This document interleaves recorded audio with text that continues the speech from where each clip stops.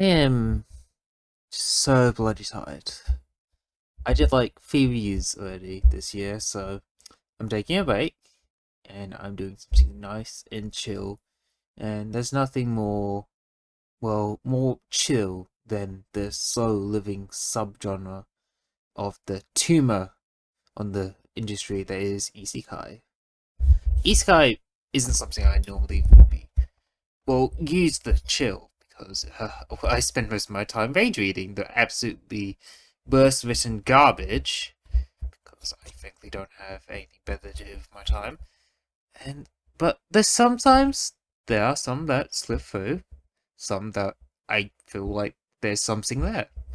Most of the time it's because it's actually doing something interesting with the isekai concept, like Mail-sama Retry, which is incredibly tongue-in-cheek with its stereotypicalness, but in this case of today's topic, it's quite interesting as a discussion I kind of want to have. And I want to spend like 10 minutes talking about why I'm a hypocrite for liking something so safe when I've spent the last two Fate Pacific reviews, so not counting my 100 Girlfriends review, railing against being safe and unexplorative. This is Kamatachi ni Hiro Parata Otako. Otako? I can't pronounce Japanese. I really need to get better at it. Also, no intro because fuck you. This is the cooldown reveal. We're super casual today. I want to do like minimal editing if I can. Kamatachi is very much a safe manga, like I said in the intro. It very much fits the mold of a standard isekai manga, and it doesn't do, well, anything different for the start, at least. It literally takes the stock standard overworked office worker, in this case, Ryomi Takuma, and have him die, and give him the chance to be resurrected with him rolling a nat 14, so he gets to be resurrected as a child in the forest who gets to tame slimes before being found and adopted into a noble family. You know, sort of something you expect from like that sort of role, I guess. Like I said, it's incredibly safe, and safe used to piss me off. Keyword being used, because that was me before I started to do these YouTube reviews, and this manga made me realize something, and that being stereotypical doesn't mean it's bad. And so I'm going to be a nerd and use this manga to help me explain why safe doesn't equal bad, despite what I say. How Kamatachi gets that point across, though, is interesting because it's all about the small things it does. Like I said, it doesn't do anything new. This is still a very stereotypical fantasy setting with its fantasy creatures, presumably the existence of monarchies, if noble families are around, and of course, there's magic. What it does different is how they treat the idea of resurrection in the manga.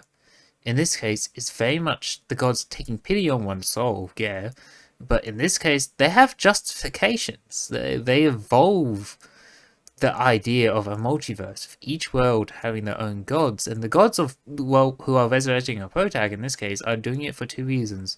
One, it's so they can open up a gateway to bring energy from, well, our protag's world to their world, and two, they like having resurrected people from other worlds influence their own world, sort of like a evolutionary thing.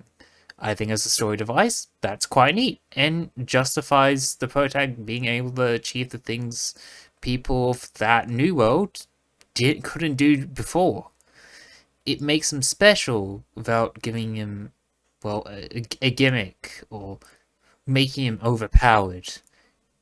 It's just he has a different way of seeing things, so he just gets to influence the world in that way.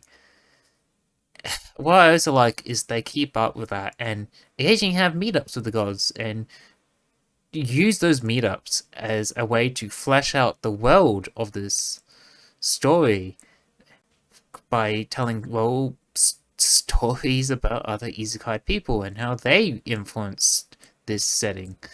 it makes the world feel more lived in. Like there's an actual history to this world compared to, well, other isekai mangas where it would rather just go, yeah, there's like Japanese influences, because why not? Here in this manga, they give us a whole backstory about how there was some fucking foreign Japanese history otaku who went and influenced a bunch of dragon newts to become noble samurai people. It it's just a small thing that goes a long way.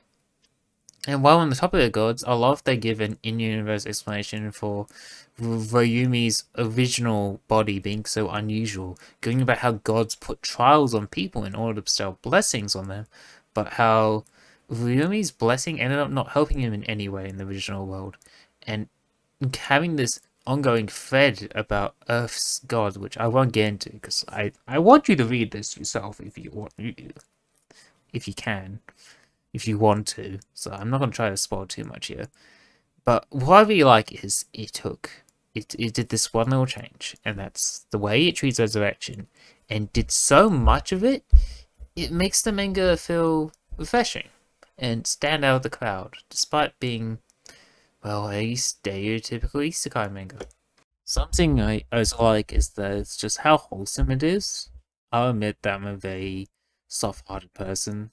I might sit here and seem awfully aggressive, iron rod shoved up my ass all the time, but in my off time, I'm usually watching cheesy shows and reading Sojo because I'm a damn softie that just wants to feels.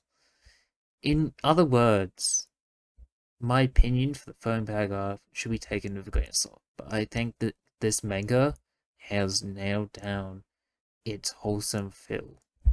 While a lot of slow living isekai tales get it through here's our protag doing nice thing and love interest slash friend praises him for it, Kawatachi makes it, well, feel like our protag has earned it. While it does do the stereotypical here's a whole lot of hardships our protag suffered to help, well, the reader feel sympathy for our hero.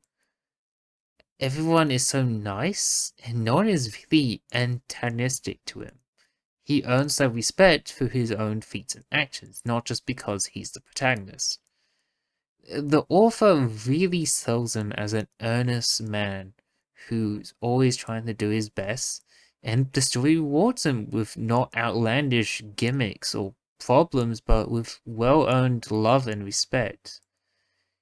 This manga uses interesting world building on top of that wholesomeness. And like I said, that wholesomeness is well rewarded in this case, if you ask me. Because I feel like I'm invested in the characters because it's an interesting world and everyone's just so damn polite. While I am someone who values interesting worlds over characters most of the time, I'll admit these characters are very nice. Like, you can't bring yourself to hate these people at all. And what it does with the world building, it's just those little things like that, just little changes, those little things that really sells me on this title. If I was to describe this manga in one word, it would be earnest. On paper, it's a very stereotypical isekai manga with nothing much going on, but in practice, it's trying its damn best to be different in little ways, and I think the effort is, well, adorable. It's incredibly earnest, like I said, and I will recognize effort when I see it. Would I recommend it? No, not really. It's still a stereotypical isekai manga at the end of the day, and I know people don't like reading stereotypical isekai manga, but there's people who do. But me personally, as a jaded variant of the genre, I will recognize effort when I see it, or I guess read it in this case. And I think this is a manga I want to keep reading. I'm just using this manga at the end of the day to emphasize something I want to get over often in my videos, which is the importance of being unique.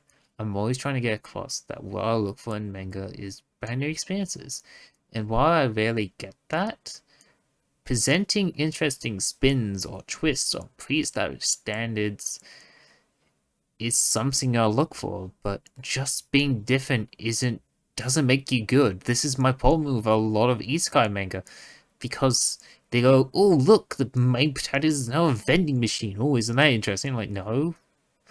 Are you doing anything interesting with that? No, not really. It's just a flavor of the week gimmick. Everything else is still the same about it. What's the point? The main protagonist could be a fucking shark or something. I still wouldn't fucking care. It's still, we didn't do anything different to earn my interest.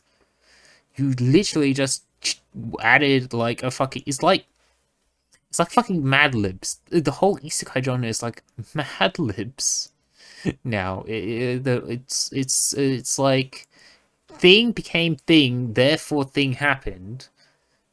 There, and nothing else changes about it. It's everything else is the same. And this is why something like Kamatachi stands out to me, because once again, it's that little thing it did with the world building is enough to make me stick around. It's interesting.